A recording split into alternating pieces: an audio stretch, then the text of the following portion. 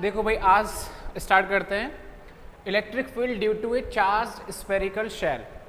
तो Gauss theorem का application चल रहे थे। गॉस थ्योरम के एप्लीकेशन में 2 एप्लीकेशन हमने कर लिए थे, दोनों डेरिवेशन पूरे हो गए थे। तीसरा करने वाले हैं कि कोई स्फेरिकल शेल होगा, चार्ज स्फेरिकल शेल है, उस स्फेरिकल शेल के कारण इलेक्ट्रिक फील्ड इंटेंसिटी कितनी रही होगी, ये हमें निकालना है।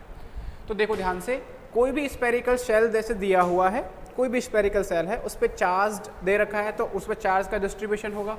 हमें उसके कारण इलेक्ट्रिक फील्ड इंटेंसिटी कहाँ कहाँ निकालनी है, ये देखना है आपको।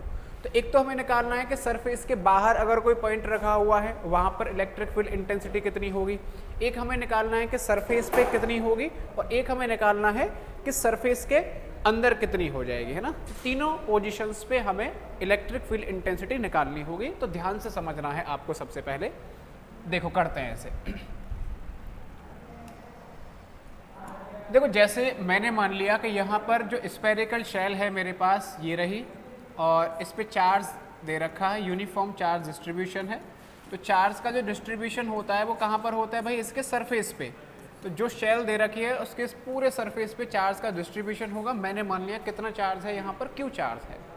अच्छा, इसकी कुछ ना कुछ रेडियस होगी, और जो इसकी रेडियस है वो मैंने मान ली कैपिटल आर इसकी रेडियस है। तो कैपिटल आर रेडियस है और क्यू यहाँ पे चार्ज दिया हुआ है। हमें कहाँ पे इलेक्ट्रिक फील्ड इंटेंसिटी निकालनी है वो आप ध्यान से देखेंगे। जैसे कि कोई पॉइंट इसके बाहर रख दिया जाए, आउटसाइड अगर कोई पॉइंट है, इसको मैं 1 पॉइंट मान लेता हूँ। तो पॉइंट 1 पे हमें इंटेंसिटी निकालनी है कि कितनी होगी। फिर हमें देखना है कि पॉइंट अगर इसके सरफेस पे आ जाए तो सरफेस पे हमें इलेक्ट्रिक फील्ड इंटेंसिटी निकालनी है।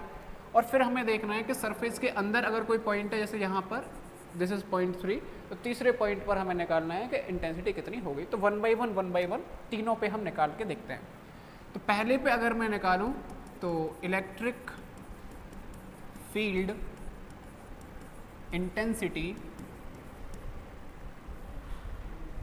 इंटेंसिटी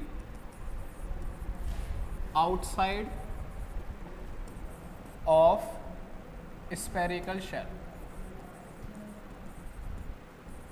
शेल के बाहर हमें इलेक्ट्रिक फील्ड इंटेंसिटी निकालनी है।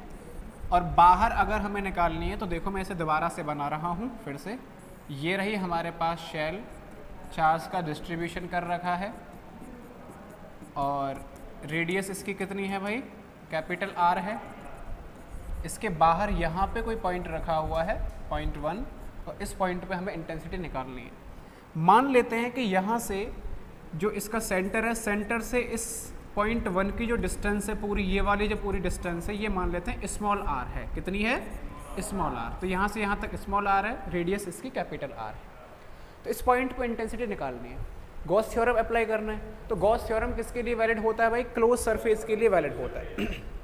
तो मैंने मान लिया कि पॉइंट 1 पे एक और मैंने शेल मान ली, ऐसे करके मैंने मान लिया, और इस शेल के अंदर ये पूरा मैंने बंद कर दिया है। तो अब मैं इस पूरी शेल के लिए, जो पूरी बाहर वाली स्फेरिकल शेल मैंने मानी है, इसके लिए मैं गॉस थ्योरम अप्लाई कर रहा हूँ। तो अकॉर्डिंग टू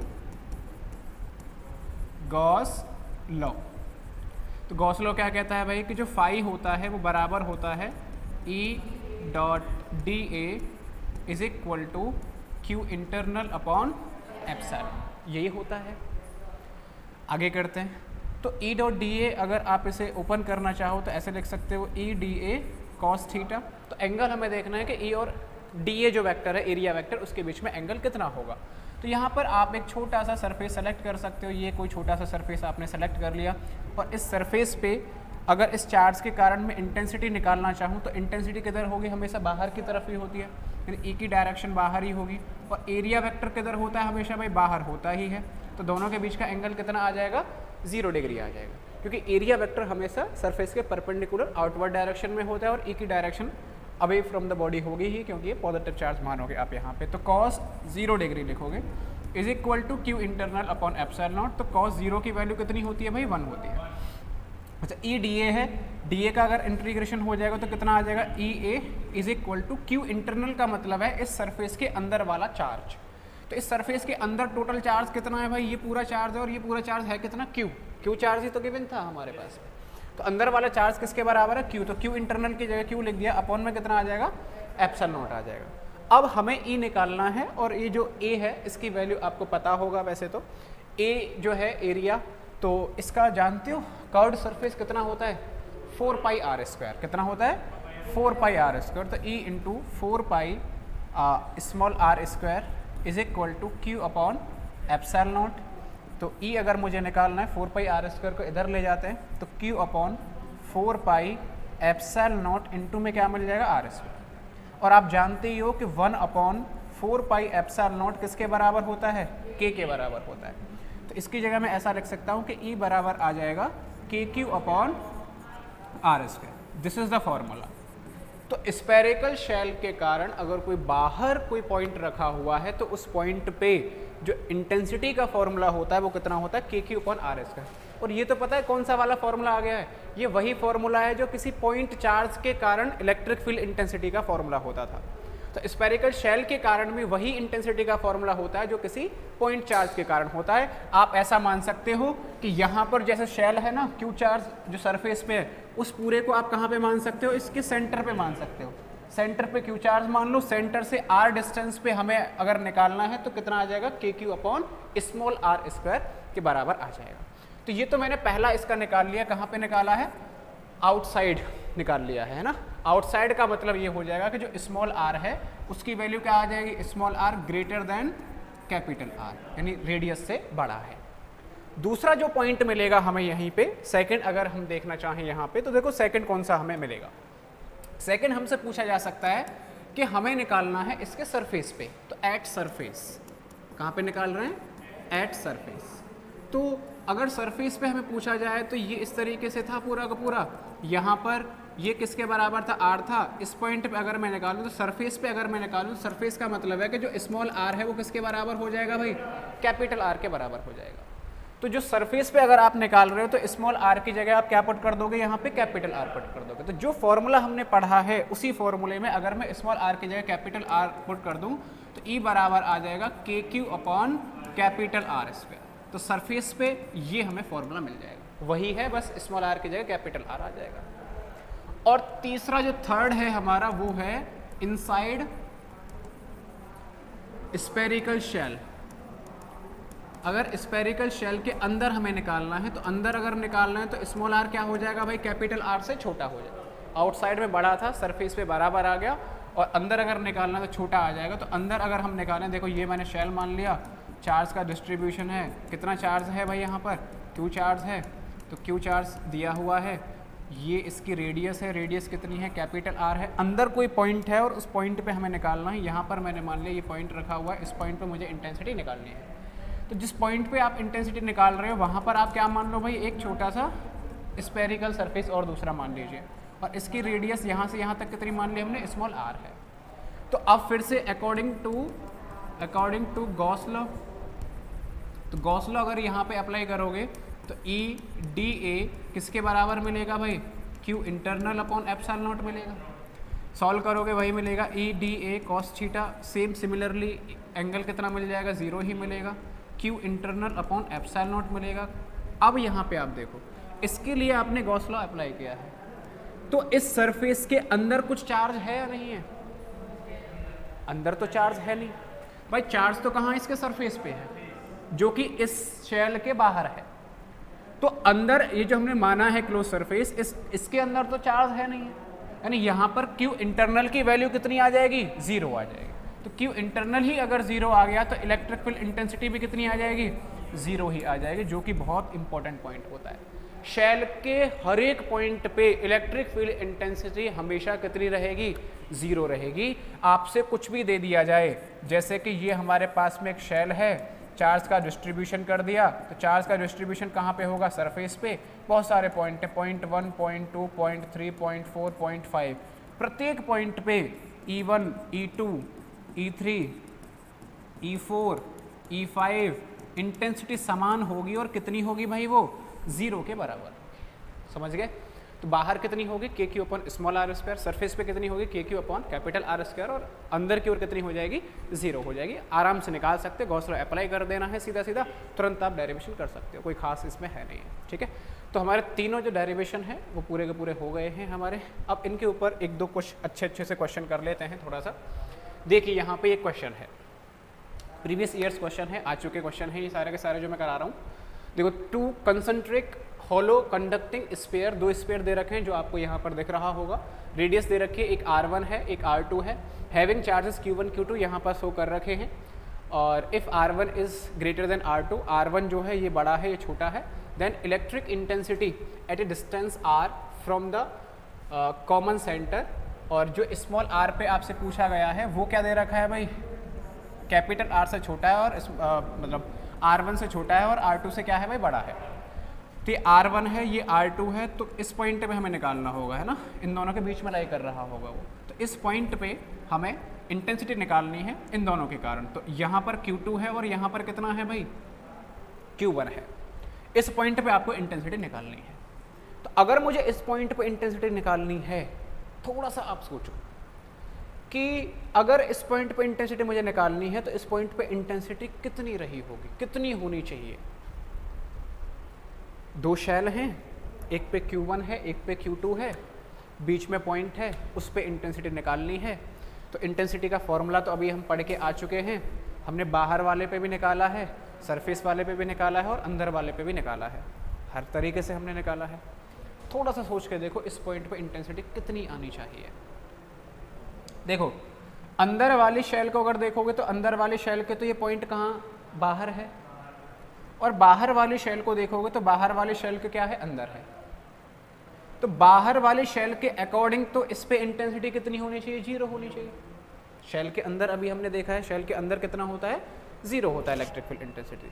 तो बाहर वाले शेल के कारण तो इस पे 0 होना चाहिए, लेकिन अंदर वाले शेल के कारण कुछ ना कुछ होना चाहिए, और वो कितना होता है, KQ/R², यही होता है।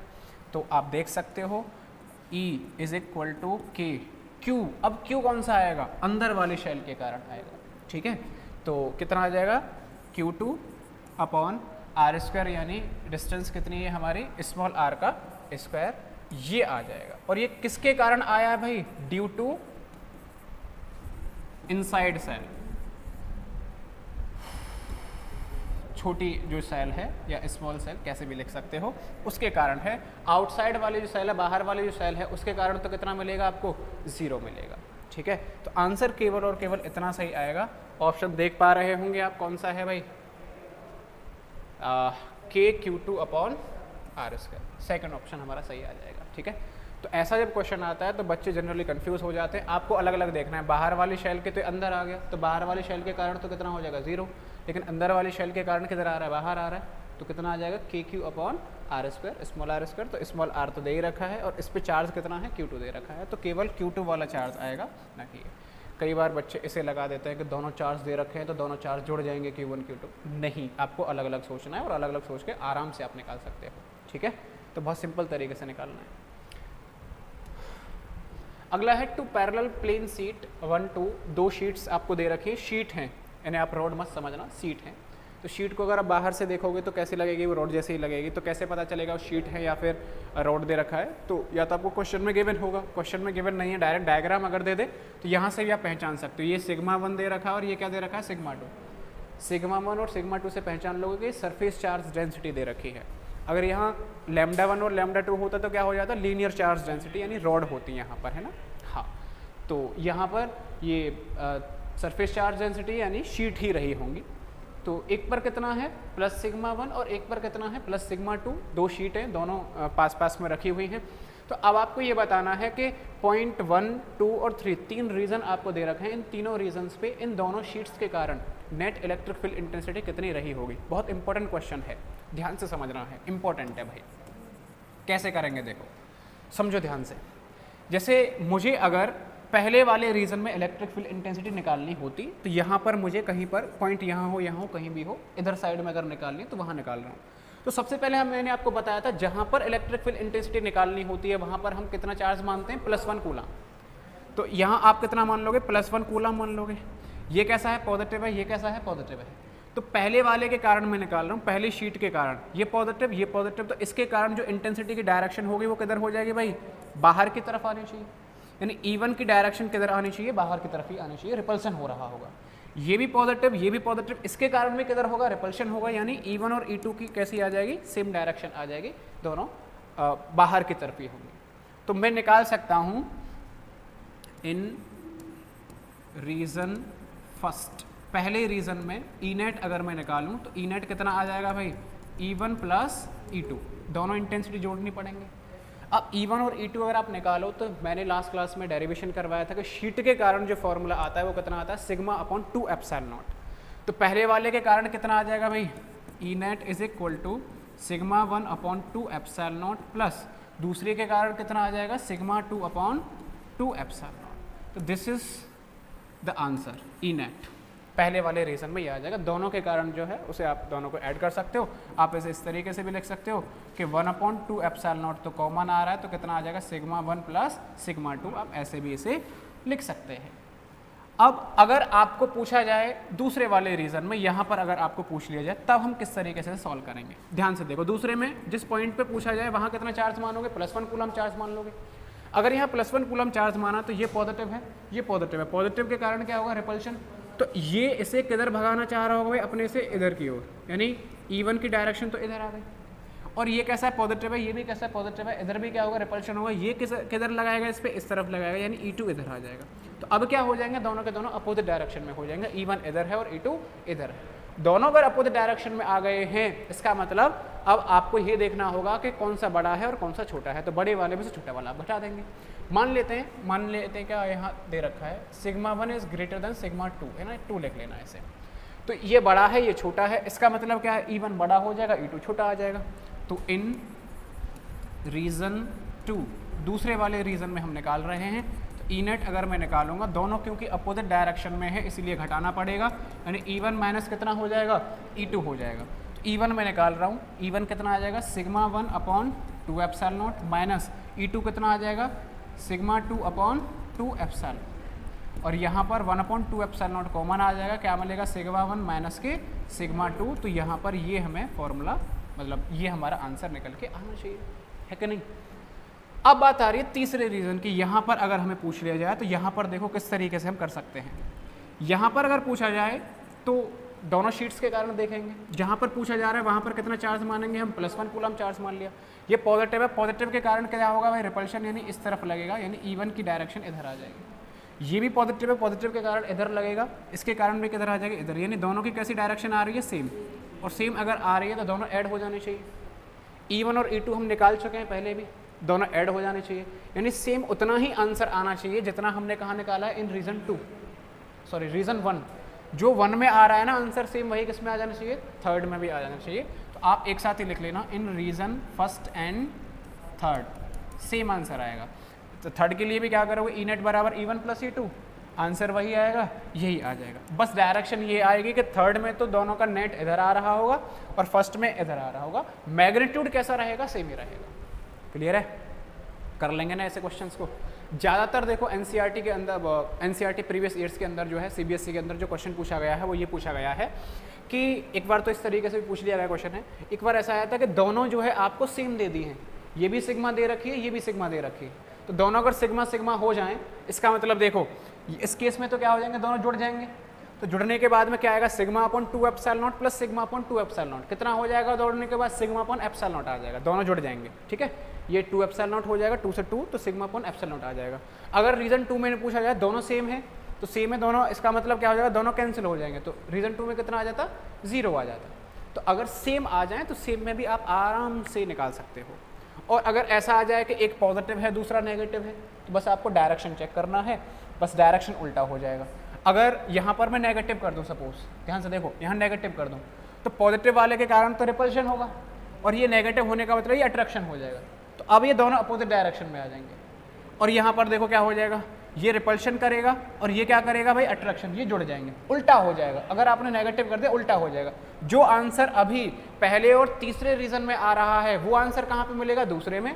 और जो आंसर अभी दूसरे में आ रहा है वो कहाँ पे मिलेगा, पहले और तीसरे में। उल्टा हो जाएगा अगर आपने साइन को चेंज कर दिया तो बस साइन का ही खेल है। डायरेक्शन देखो किधर आ रही है, सेम डायरेक्शन है, जुड़ जाएंगे। अपोजिट डायरेक्शन है तो सब्ट्रैक्ट हो जाएंगे, घट जाते हैं। तो इस तरीके से आप इजीली निकाल सकते हो। अगला देखो क्वेश्चन, 2 कंडक्टिंग प्लेट्स कैरी ए चार्ज। 2 प्लेट हैं, एक पे ये चार्ज दे रखा है, एक पे इतना है। Each plate has an area दे रखा है। Between the plates field is constant, electric field intensity आपको दे दी है, ये रही। इसकी यूनिट है किलो वोल्ट पर metre. The field is 0 outside the plate, the value of Q is what. ठीक है, देखो निकाल के देखते हैं। दो कंडक्टिंग प्लेट हैं, एक पे कैसा चार्ज है प्लस Q, एक पे कैसा चार्ज है माइनस Q। तो यहाँ पर पॉजिटिव है और यहाँ पर कैसा है भाई नेगेटिव दे रखा है। इसके अंदर की तरफ आपको नेट इलेक्ट्रिक फील्ड इंटेंसिटी दे रखी है, कितनी दे रखी है ये 300 किलो वोल्ट पर मीटर के बराबर दे रखी है। तो देखो करके देखते हैं ये पूरा। यहाँ पर कितना चार्ज मान लिया मैंने, +1 मान लिया। तो पहली के कारण रिपल्शन होगा तो इस तरफ आएगी E1 की डायरेक्शन, दूसरा नेगेटिव वाला क्या करेगा अट्रैक्ट करेगा, तो E2 की डायरेक्शन भी किधर आ जाएगी, इधर ही आ जाएगी। अगर आप E नेट निकालना चाहोगे तो E नेट कितना आ जाना चाहिए भाई, E1 प्लस E2 आ जाना चाहिए। तो यहाँ पर आप क्या लिखोगे, sigma upon 2 epsilon not plus sigma upon 2 epsilon not. Sigma sigma क्यों ले लिया, क्योंकि चार्ज का मैग्नीट्यूड सेम दे रखा है और सिग्मा हम जानते हैं सिग्मा किसके बराबर होता है भाई, Q अपॉन A। यानी E नेट यहाँ से निकल के आ जाएगा, दोनों को ऐड करोगे सिग्मा अपॉन एप्सिलॉन नॉट, और सिग्मा की जगह आप क्या लिख लोगे, Q अपॉन A इंटू में एप्सिलॉन। ठीक है, यानी E की वैल्यू आ गई हमारे पास Q upon A epsilon not. हमें क्या पूछा है, यहाँ से Q पूछा है, तो करते हैं देखो सॉल्व। Q अगर मुझे पूछा जाए तो Q किसके बराबर आ जाएगा, E इंटू A इंटू में क्या आ जाएगा, एप्सिलॉन नॉट आ जाएगा। तो Q बराबर E की वैल्यू देखो कितनी दे रखी है, E दे रखा है 300। ध्यान से देखना, ये क्या दे रखा है, किलो वोल्ट पर मीटर। तो किलो वोल्ट को किस में कन्वर्ट करोगे, वोल्ट में। तो इंटू क्या हो जाएगा भाई, 1000 हो जाएगा किलो वोल्ट को वोल्ट में बदलने के लिए। अच्छा, एरिया कितना दे रखा है, 600 सेंटीमीटर स्क्वायर। अब ये भी आप ध्यान से देखोगे, जो सेंटीमीटर स्क्वायर है उसको किस में कन्वर्ट करोगे, मीटर स्क्वायर में कन्वर्ट करोगे। तो कैसे कन्वर्ट करना होता है भाई, आपको पता होना चाहिए 1 सेंटीमीटर में कितने मीटर होते हैं भाई, 10 की पावर माइनस के 2 मीटर होते हैं। 1 सेंटीमीटर में 10 की पावर माइनस 2 सेंटीमीटर होते हैं। अगर सेंटीमीटर स्क्वायर चाहिए तो दोनों का स्क्वायर कर दोगे, यानी 1 सेंटीमीटर स्क्वायर बराबर हो जाता है 10 की पावर माइनस के 4 मीटर स्क्वायर। तो कितने से मल्टीप्लाई करना होगा, 10 की पावर माइनस के 4 से मल्टीप्लाई करना होगा अगर सेंटीमीटर स्क्वायर को मीटर स्क्वायर में कन्वर्ट करना है तो। और एप्सिलॉन नॉट की वैल्यू आप जानते ही हो 8.85 into 10 to the power minus के 12 होता है। सॉल्व करोगे वहीं से आपके पास में आंसर निकल के आ जाएगा। ठीक है, तो सॉल्व कर लेना, आपको ये वाला पहला वाला हमारा आंसर मिल जाएगा। तो Q बराबर मैं लिख देता हूँ डायरेक्टली, कितना आ जाएगा 0.159 कूलम, ये हमें आंसर मिलेगा। तो जो भी दे रखा है आप इजीली उसे देखो, दोनों शीट्स हैं, शीट्स देख लो, चार्ज इंटेंसिटी किधर होगी, डायरेक्शन देखो, बस नेट निकालने की कोशिश करो, सॉल्व करेंगे तो वहीं से हमें निकल के आ जाता है। ठीक है, एक और क्वेश्चन देखो, ए पॉइंट चार्ज ये दे रखा है, is situated at the centre of cube, cube के उस पर दे रखा है और क्यूब की शायद कितनी दे रखी है, 1 metre. Calculate electric flux through the surface of the cube.